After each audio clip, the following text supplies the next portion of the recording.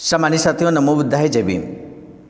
आज ये सुंदर दृश्य जो आप आवाज़ का ऑफिशियल यूट्यूब चैनल के माध्यम से देख रहे हैं, उत्तर प्रदेश की राजधानी लखनऊ में यूरोपियन क्लब चारबाग में ये शानदार मीटिंग का आयोजन किया गया। आवाज़ का BBS3, आईडासा और रमा के संयुक्त तत्वावधान में। सम्मानित साथियों, इस महत्वपूर्ण मीटिंग में, रणनीतिक मीटिंग में उत्तर प्रदेश के 17 जनपदों ने प्रतिभाग किया। सबसे पहले, और ये मीटिंग होती है 14 जुलाई 2024 को। सम्मानित साथियों, मथुरा की टीम का यहाँ स्वागत किया गया, आप देख सकते हैं। उसके बाद बाराबंकी जनपद की टीम का सम्मान किया गया। जैसे जैसे टीमें सभी पहुंची, सभी का सम्मान किया गया। वाराणसी मंडल इकाई आप देख रहे हैं, यहाँ पर जोरदार सम्मान लखनऊ की टीम की तरफ से किया गया। लखनऊ की आयोजक कमेटी थी, जनपद एटा की टीम का जोरदार सम्मान यहाँ पर किया गया।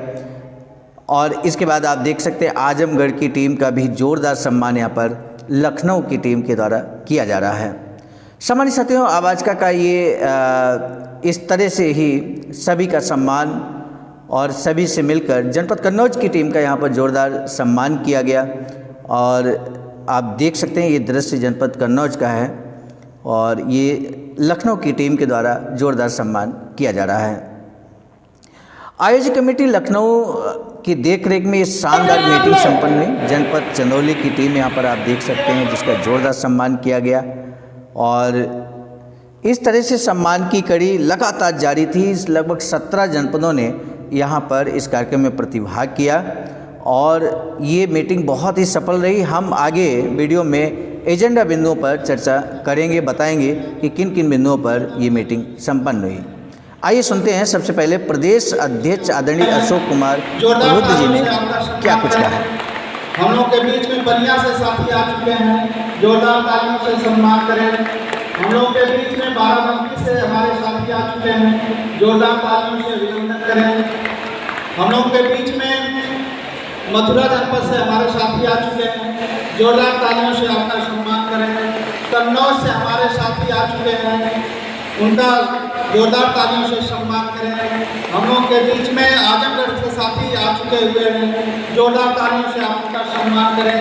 गोरखपुर से हम लोग के बीच में साथी आ चुके हैं, जोरदार तरीके से उनका सम्मान करें। हम लोग के बीच में लखनऊ के साथी यहाँ आ चुके हैं, जोरदार तरीके से उनका सम्मान करें। तथा हमारे बीच में सुल्तानपुर के भी साथी आ चुके हैं, उनका जोरदार तालियों से सम्मान करें। और साथी हम लोग के बीच में अभी रास्ते में हैं, आ रहे हैं, तब तक हम लोग कार्यक्रम को आगे बढ़ाएंगे। तो सबसे पहले तो मैं निवेदन करूंगा कि जो रजिस्ट्रेशन शुल्क था 500 रुपये, जो साथी अभी तक नहीं जमा किया हो वो आदरणीय मोहन जी बौद्ध राष्ट्रीय कोषाध्यक्ष के यहाँ जमा कर दें। तो इस तरह से प्रदेश अध्यक्ष आदरणीय अशोक कुमार पुरोहित जी ने किन किन जनपदों ने यहाँ प्रतिभाग किया, उन्होंने उन जनपदों का नाम गिनाया। हम संक्षेप में एक बार पुनः आपको बता दें, जनपद वाराणसी, गाजीपुर, बाराबंकी, सुल्तानपुर, मथुरा, एटा, कन्नौज, आजमगढ़, लखनऊ, चंदौली, देवरिया, गोरखपुर, प्रयागराज, कुशीनगर, बलिया, सीतापुर और हरदोई जनपद ने यहाँ पर प्रतिभाग किया। और इसके बाद सम्मान होने के बाद यहाँ पर मिशन नायक बुद्धमित्र मुसाफिर सर राष्ट्रीय अध्यक्ष आवाज़ का जोरदार सम्मान किया गया। बीच में टीम प्रयागराज टीम का आगमन होता है और जोरदार सम्मान यहाँ पर किया जाता है। और ये सम्मान की कड़ी में लगभग सभी जनपद इकाइयों का जोरदार सम्मान लखनऊ की सरजमी पर किया गया। और सम्मानित साथियों, हम आपको बता दें किन महत्वपूर्ण यहाँ पर सीतापुर के साथी का सम्मान किया जा रहा है। ये दृश्य आप देख पा रहे हैं। लखनऊ की टीम जो व्यवस्थापक थी, हम जरूर बताना चाहेंगे, आदरणीय अमर सिंह जी, आदरणीय लेख राम भारती जी, आदरणीय सत्य प्रकाश बौद्ध जी, आदरणीय रामचंद्र रावत जी, आदरणीय राकेश गौतम जी, आदरणीय विजय बौद्ध जी, आदरणीय राकेश बौद्ध जी, आदरणीय इंजीनियर महेंद्र सिंह जी, जिनकी देख रेख में यहाँ पर जो यूरोपियन क्लब है हम सभी को बड़ी आसानी से इस मीटिंग के लिए उपलब्ध हो सका। आपका बहुत बड़ा योगदान इस मीटिंग को सफल बनाने में है, इस मीटिंग के मैनेजमेंट में है। हम आपका आवाज़ का की तरफ से तहे दिल से धन्यवाद ज्ञापित करते हैं। और आदरणीय दिनेश राणा जी जो आईडासा जिला अध्यक्ष लखनऊ है, उनका बहुत बड़ा योगदान रहा। आदरणीय अमर सिंह जी का यहाँ पर जोरदार सम्मान किया जा रहा है। इस तरह से आयोजक कमेटी का भी सम्मान यहाँ हमारी राष्ट्रीय टीम आवाज़ का के द्वारा किया गया। सम्मान समारोह के तुरंत बाद कार्यक्रम की विधिवत शुरुआत हो चुकी थी और विधिवत शुरुआत हुई बुद्ध वंदना से, त्रिशरण पंचशील से, जो आइए हम आपको पूरा दृश्य दिखाने की कोशिश कर रहे हैं।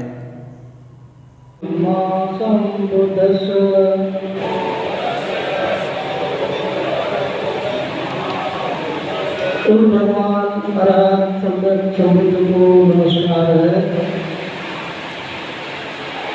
नमो तस्स भगवतो अरहतो सम्मा सम्बुद्धस्स।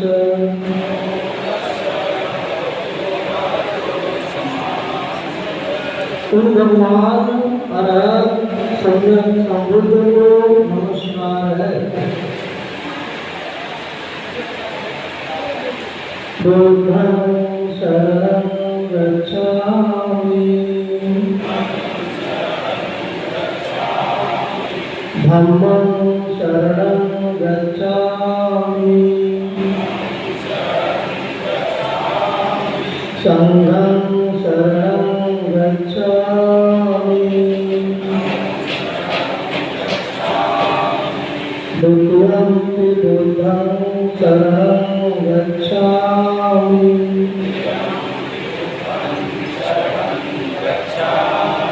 तृतीयंपि धम्मं शरणं गच्छामि,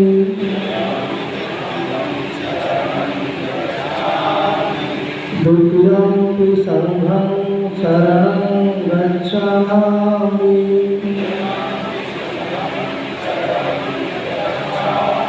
तृतीयंपि बुद्धं शरणं गच्छामि,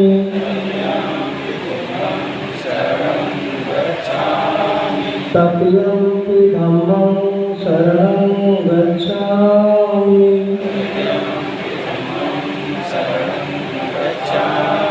तृतीयंपि संघं शरणं गच्छामि। बुद्ध वंदना और त्रिशरण पंचशील के तुरंत बाद यहाँ पर बिना किसी लेट लतीफ़ी के कार्यक्रम की विधिवत शुरुआत हो चुकी थी।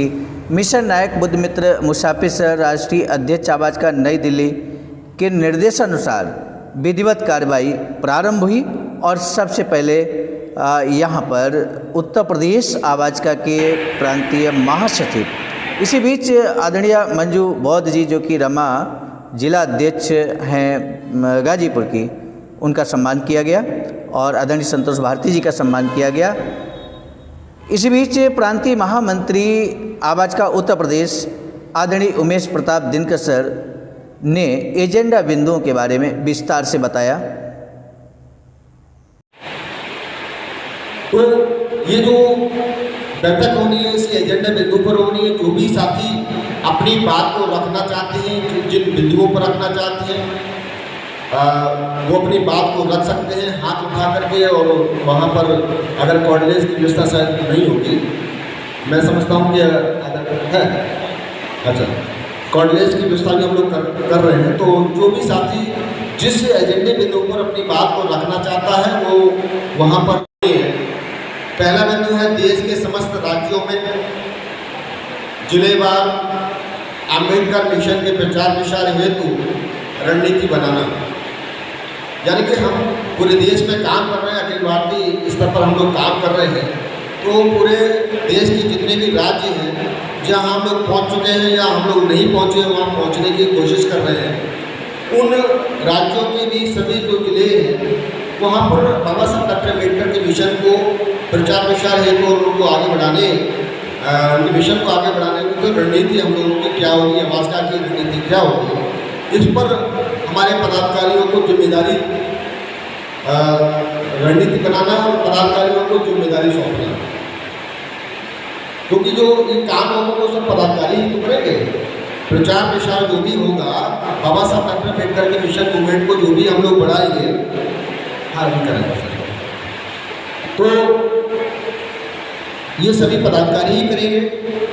तो इन सभी प्रचार प्रसार के लिए मेडिकल मिशन को आगे बढ़ाने के लिए पदाधिकारियों को जिम्मेदारी सौंपना, साथ ही शून्य और निष्क्रिय इकाइयों के पुनर्गठन हेतु समस्त राष्ट्रीय और प्रांतीय यानी खासतौर से उत्तर प्रदेश के जितने भी राष्ट्रीय पदाधिकारी हैं वो, और जितने भी हमारे उत्तर प्रदेश के जितने भी पदाधिकारी जो हमारी कमेटी के हैं, उन लोगों को विशेष रूप से जिम्मेदारी दी जाएगी।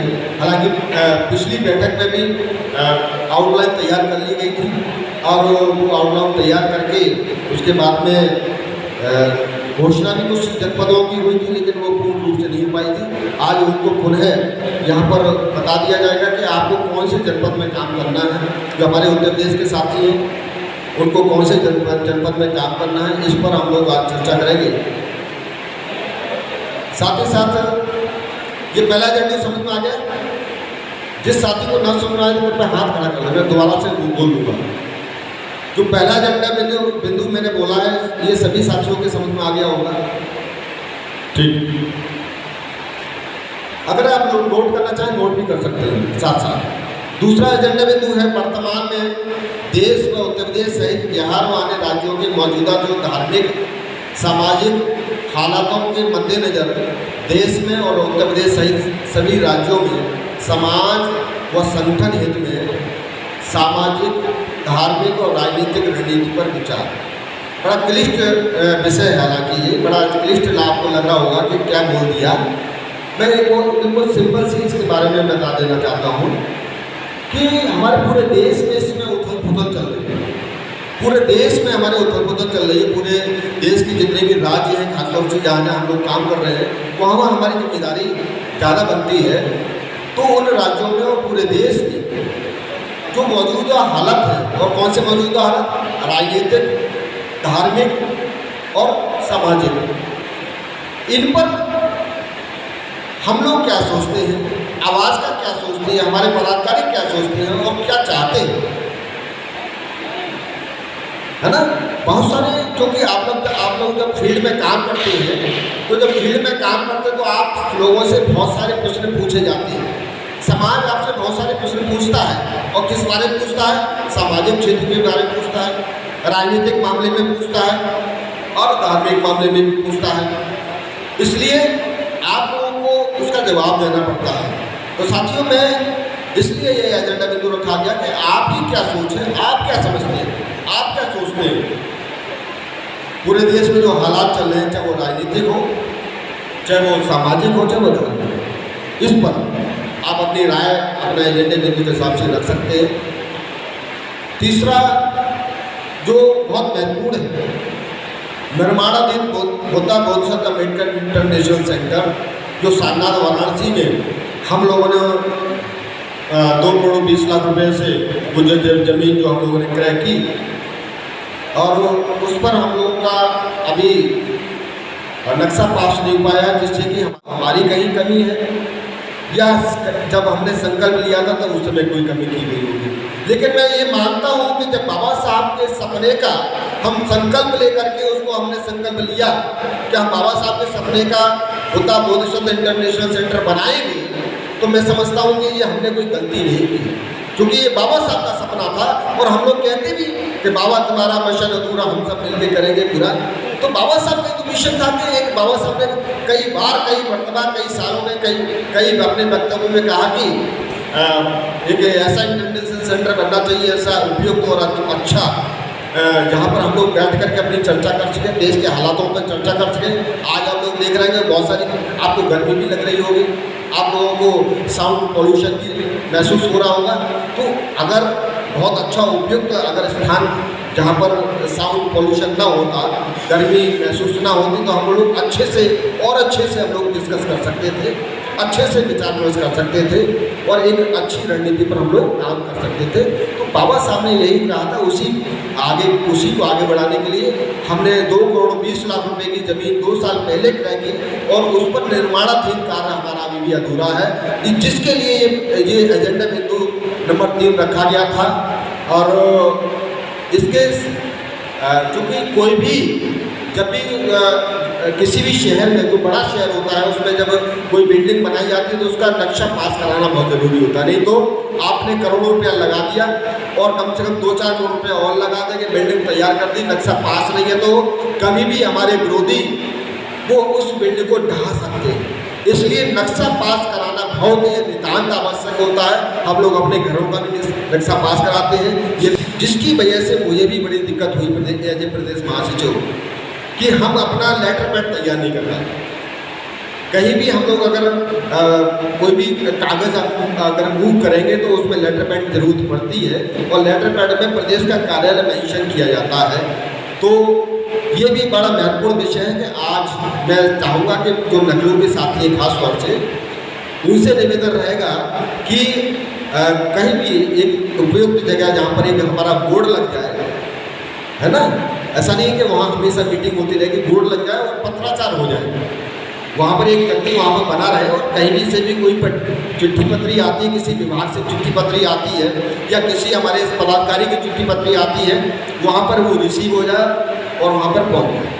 तो इसलिए प्रदेश का कार्यालय भी उसका स्थान तय करना है, ये भी आज के एजेंडा बिंदु में है। 5वां एजेंडा बिंदु है उत्तर प्रदेश में जो नए सदस्य बनाए जा रहे हैं। पिछली बैठक में तय कर दिया गया था कि पूरे उत्तर प्रदेश में सदस्यता अभियान चलेगा। तो जो भी हमारे नए सदस्य बनाए जा रहे हैं उसके प्रदेश में जो संगठन को सुचारू रूप से चलाने के लिए भेजे जा रहे सदस्य शुल्क की समीक्षा होनी है कि अब तक हमारे पास में कितने सदस्य हमारे इस दौरान, इस अभियान के दौरान जो मार्च से लेकर के अब तक जितने भी हमारे सदस्य बने, कितना उसका धन आया, उस पर भी हम लोग चर्चा करेंगे। और इसके लिए हमारे राष्ट्रीय कोषाध्यक्ष आदरणीय मोहन जी बहुत जी जो तैयार करके लाए हैं वो आप लोगों के सबके समक्ष रखेंगे। अपना सिनेरियो पूरे देश का जो भी सदस्यता हमारे उत्तर देश की हो चाहे पूरे देश की। साथ ही साथ अगला जो एजेंडा बिंदु है नंबर 6, और इसको भी क्योंकि ये सारे एजेंडे बिंदु बड़ा महत्वपूर्ण है, इसके लिए सभी एजेंडा बिंदु पर आप लोग बड़ा गौर से इसको रखना है, बातचीत करनी है। 6वां एजेंडा बिंदु है आवाज़ का, PBS3, AI डासा और हमारी महिला एसोसिएशन जो भी है रमा, ये संयुक्त तत्वाधान में लखनऊ में एक विशाल राष्ट्रीय रैली प्रस्तावित है। और पिछली बैठक में ही ये तय कर लिया गया था कि हमारी लखनऊ में एक विशाल राष्ट्रीय रैली हम लोग करेंगे।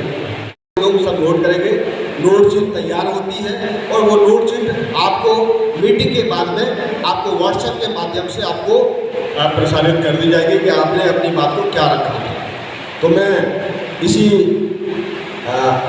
अपेक्षा और आशा के साथ में सभी पदाधिकारियों का, सभी सामान्य पदाधिकारियों का इस एजेंडे बिंदु पर अपने सुझाव और प्रस्ताव रखने के लिए आपको सादर आमंत्रित करता हूं। आप रख सकते हैं। सामान्य साथियों, प्रांतीय महासचिव आवाज का उत्तर प्रदेश आदरणीय उमेश प्रताप सिंह दिनकर सर के आह्वान के बावजूद कई साथी यहाँ पर अपनी बात को खुलकर इस खुली चर्चा में, खुली मीटिंग में जहाँ पर खुलकर आप बोल सकते थे, लेकिन नहीं कुछ साथी बोल पा रहे थे। मिशन नायक बुद्धमित्र मुसाफिर सर को भांपने में देर नहीं लगी और उन्होंने खुद मोर्चा संभाला। कैसे पूरे उत्तर प्रदेश के मिशनरी साथियों को, अंबेडकर मिशनरी साथियों को इन 5-6 एजेंडा बिंदुओं पर मोटिवेट किया। पहला एजेंडा बिंदु जिलों में अंबेडकर मिशन बढ़ाने की क्या रणनीति होनी चाहिए। दूसरा एजेंडा बिंदु था धार्मिक, राजनीतिक, सामाजिक बिंदुओं पर कैसी रणनीति होनी चाहिए, क्या विचार, क्या राय होनी चाहिए। निर्माणाधीन बुद्ध बोधिसत्व अंबेडकर इंटरनेशनल सेंटर का निर्माण का हेतु नक्शा पास कराने की हमारी क्या कार्ययोजना होनी चाहिए। उत्तर प्रदेश आवाज का एक कार्यालय तय हो जाए लखनऊ में, ये इस बात पर विचार देने थे और साथ ही साथ सदस्यता शुल्क की समीक्षा की जानी थी, उस पर भी बात करनी थी। और राष्ट्रीय रैली लखनऊ में प्रस्तावित है अक्टूबर में, उस पर भी विशेष बात होनी थी।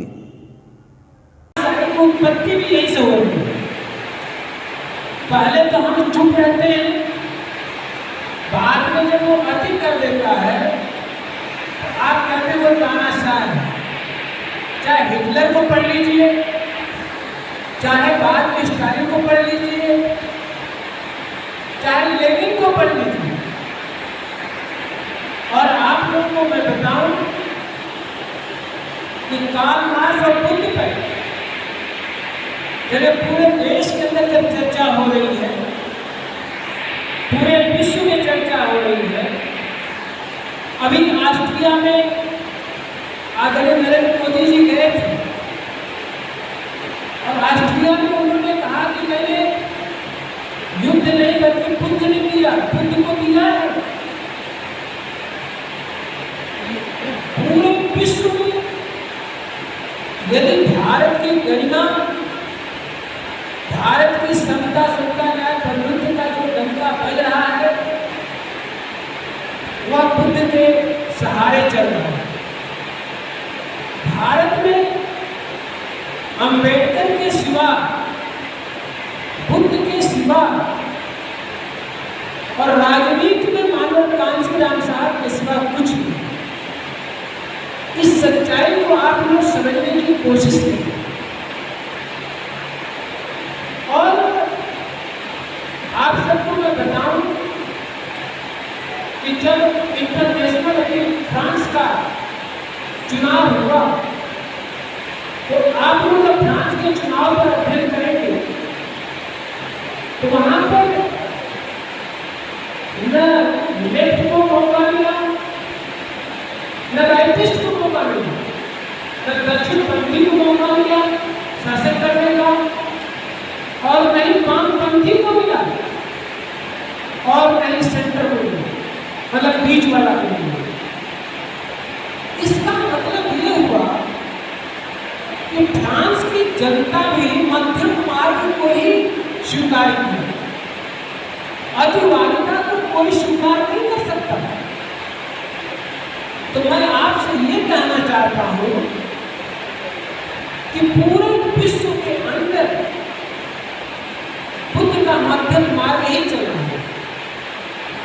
अब उस मध्यम मार्ग को आपको मैं बताऊं कि 2500 साल पहले बुद्ध ने प्रारंभ किया और बुद्ध के मार्ग को यदि बहुत ही अच्छे ढंग से किसी ने सही समझा तो वह परम पूज्य बोधिसत्व बाबा साहब भीमराव और अम्बेडकर ही। आज पूरे विश्व में इस बात की चर्चा होती है कि भारत में 142 करोड़ की आबादी इतना संगठित, सुव्यवस्थित कैसे चल रही है। इसलिए हम लोगों को इस बात पर समझने सर के मोटिवेशन के बाद यहाँ पर कई साथियों ने फिर अपनी बात खुलकर रखने की कोशिश की। इसी क्रम में जिला अध्यक्ष आवाज का चंदौली आदरणीय महेंद्र कुमार जी ने भी अपनी बात को विस्तार से रखा एजेंडा बिंदुओं पर, और न सिर्फ कैसे उत्तर प्रदेश में डॉक्टर अंबेडकर मिशन को बढ़ाया जाए, इन सारे बिंदुओं पर, सभी एजेंडा बिंदुओं पर अपनी बात को रखा। जनपद कन्नौज से विनय कुमार सिद्धार्थ जी ने भी अपनी बात को खुलकर रखा और आवाज़ का चलो गांव की ओर कार्यक्रम को पुनः जोरदार तरीके से शुरू करने का उन्होंने वकालत किया। और इसके बाद मैंने स्वयं सर्वजीत आर्या राष्ट्रीय मीडिया प्रभारी आईटी सेल आवाज़ का के रूप में अपनी बात को रखा इन एजेंडा बिंदुओं के तहत। और साथ ही साथ यहाँ पर आप देख सकते हैं सुरेश कुमार अकेला जी ने भी बात को रखा। डॉक्टर प्रमोद कुमार गौतम जी आजमगढ़ से हैं, आपने भी बहुत विस्तार से यहाँ पर अपनी बात को रखा। और इन एजेंडा बिंदुओं में खासकर जो धार्मिक और राजनीतिक सामाजिक बिंदुओं पर विस्तार से अपने बातों को रखा। सामान्य साथियों, आदरणीय बुद्धमित्र मुसाफिर सर के निर्देशन में ये मीटिंग सफल से सफलतम यहाँ पर आयोजित हुई। इस मीटिंग में किसने किस एजेंडा बिंदुओं पर अपनी बात को किस तरह से रखा और उसका परिणाम क्या निकला, मिशन नायक बुद्धमित्र मुसाफिर सर का यहाँ पर क्रांतिकारी संबोधन होता है उस संबोधन को हम अगले वीडियो में इन सभी संबोधन को एक एक कर आपके समझ लाएंगे। आप सभी को सादर नमो बुद्धाय। सम्मानित साथियों, यदि आप हमारे इस चैनल आवाज़ का ऑफिशियल, जिस पर नियमित सुबह 5 बजे डॉक्टर अंबेडकर संदेश आपको मिलता है, आप हमारे इस चैनल को सपोर्ट करना चाहते हैं तो हमारा आपसे निवेदन है कि आप हमारे इस चैनल को सब्सक्राइब कर लें, वीडियो को शेयर, लाइक, कमेंट जरूर करें।